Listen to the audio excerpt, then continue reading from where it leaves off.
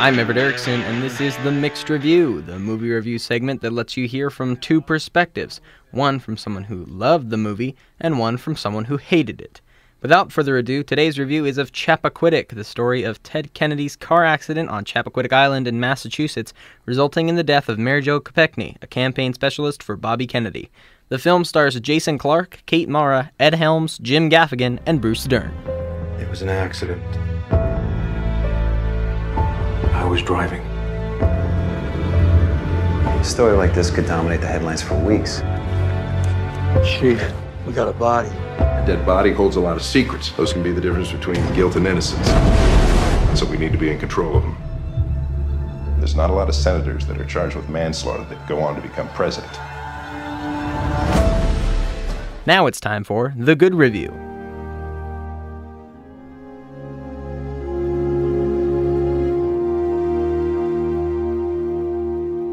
When footage exists of the person being portrayed in a historical film, realism and verisimilitude is key, and good performances are required.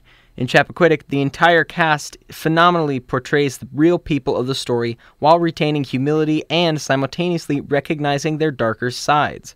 Most notably is the performance of Bruce Dern as Joseph P. Kennedy Sr., by far the most compelling character in the film. Not to say that some of the smaller performances are masked by the frontrunners. On the contrary, some of the smaller parts are often the ones that outshine the leads in this film. The movie is paired with a sweeping score that reflects the scene and leads the audience to deep emotional realizations.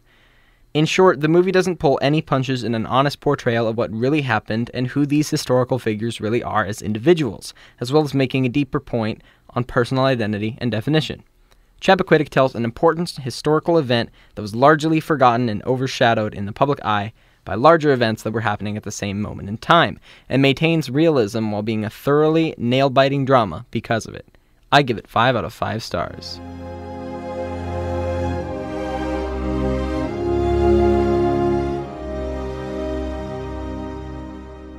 And now, the bad review.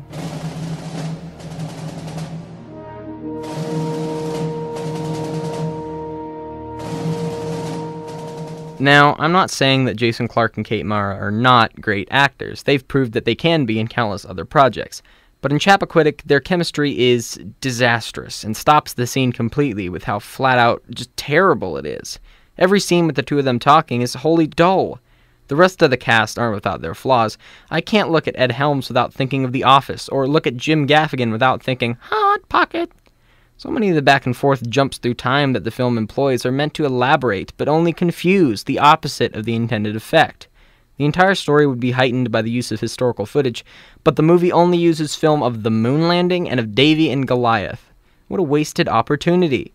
The entire film is just way too artsy-fartsy for the subject material, and each individual aspect of what went into production seems like it could have been put to better use in a different kind of movie. The worst thing about the movie, though, would have to be how it fakes like it's letting the audience decide the ending for themselves, as in whether or not to forgive Teddy Kennedy. But through the whole movie, the director is shouting, don't. Don't act like you're giving the audience a choice when you really aren't. That's a trademark of propaganda.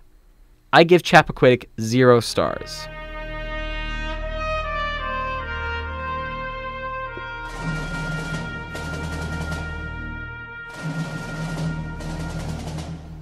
And there you have it. You heard a review of Chappaquiddick from someone who loved it and from someone who hated it.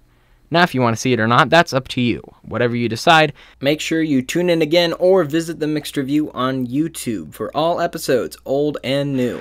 I'm Everett Erickson, and I'll see you next time.